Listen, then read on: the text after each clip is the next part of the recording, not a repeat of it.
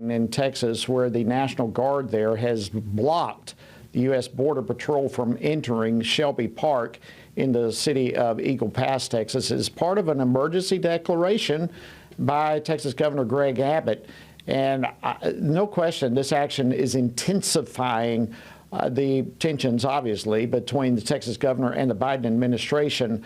But the U.S. Border Patrol Union literally issued a statement today supporting the governor.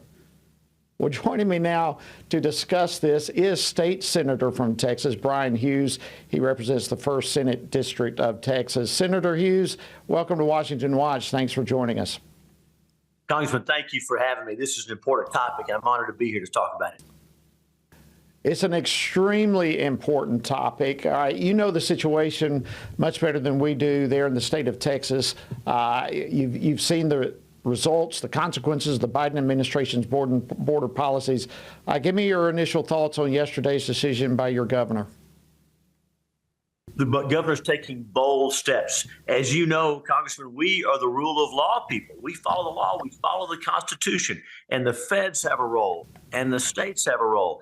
In this situation, where this administration refuses to enforce the law, Texas has had no choice but to be very creative in how we secure this national border. It's remarkable. So we're tired of taking people into custody, handing them over to the feds only for catch and release. And I'm glad you mentioned the Border Patrol officers, the line officers. They're patriots. They want to defend this country. They have bosses in D.C. that are unfortunately calling the shots. That's why we saw a few Border Patrol agents that were going through and cutting the wire that Texas had put in to protect the border. This is another example of that. And so, yes, we, instead of taking people into custody, turning them over to the feds to be released, now in this park, one of many places, we'll take people into custody for criminal trespass, and they'll be held accountable in Texas courts. They won't be turned over to the feds to then be released. This is part of what we're doing. You know, we've spent over $11 billion in Texas tax dollars just since Biden took office. We're building our own border wall, National Guard, our state highway patrol, game wardens, local law enforcement. You know about the buoys in the middle of the river, about the wire, about the boats, about the airplanes, about the cameras, the balloons. We are doing everything we can do to defend the U.S. southern border. Well, that's amazing. And that's frankly information a lot of people, I'm sure many who are watching and listening right now, were not aware of. Your reaction to this was exactly what mine was. When I got up and started reading this morning, my first word was, that is a bold and courageous move by Governor Abbott. Were you surprised at all by the reaction of the Border Patrol, their operators, how they were actually supporting and praising the governor for this decision? Wasn't that encouraging? I've been to the border a number of times, met a number of officers, and of course, many come to the Capitol and meet with us. And it just reaffirmed what we knew, how rock solid those men and women are who are serving us down there. They're in a terrible spot. They have a duty to follow their commanding officers, certainly to an extent. And so we're thankful for those guys standing with us. Yeah, I am too. And like you, I've been there over and over and over to all 9 sectors across the southern border. And the weight, the responsibility, the overwhelming task before our border agents is just remarkable to me. I could only imagine that they were relieved to see some help and to see the Texas National Guard come up and to help them do their job, the very job that this administration has been preventing them from doing. All right, so speaking of this administration, the Justice Department today filed with the Supreme Court to stop what Texas is doing. They did that this morning in response to your governor's actions.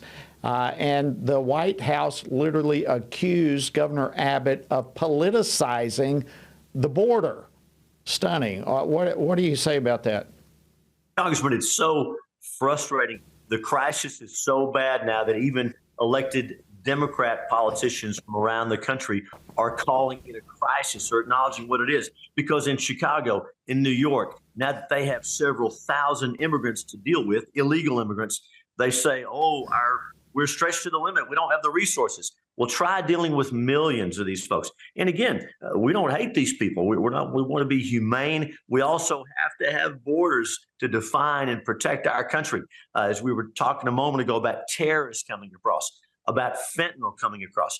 You know this deadly fentanyl, enough doses in the last few years to kill every American, and then half again that many. That's just what we've intercepted at the border. Who knows what's getting through? So it's such a crisis. And for this administration to accuse us of politicizing it is really remarkable. But, we're not going to be distracted by that. We're going to follow the law, and we're going to do what we're in a position to do. We're thankful for a strong Texas economy and for good patriotic Texans who are willing to spend this kind of money. Again, billions of dollars, not federal money. I'm talking about Texas taxpayers bearing this burden for the whole country. We're not complaining. And we hope with the new administration soon, when we send them a bill, we'll get some of our money back. But either way, we're going to defend that border with everything we have. And the entire country thanks you for that. There's so much here, Senator. I think we're going to probably run out of time, but I'd love to have you back to discuss this more. But you've got the busing, as you referenced, going to different cities. They're screaming out against this administration. You have state rights issues, which Texas is now exercising to defend itself. Where do you think all this is going to go? Is the busing going to continue? Is Texas committed to keep defending the state rights? Where, on both sides, real quickly, where do you think this is headed? You're so right. That busing continues. And one thing I'll mention, we're on our way back to the Supreme Court because Texas, we just passed a law in our last session that gives us authority not only to prosecute for criminal trespass, but now for the first time is a Texas offense. When this law takes effect, it's a Texas offense to cross illegally. So now, under this new law, when we see someone cross illegally, Texas law enforcement takes them into custody, gets their information, figures out who they are, takes them in front of a judge. A judge orders them to return to Mexico. They're taken back to the border. Senator, we've only got they're back in custody. We got about 15 seconds. We're back in front of the Supreme Court to test just how far the states can go. We're going to keep pushing and keep pushing.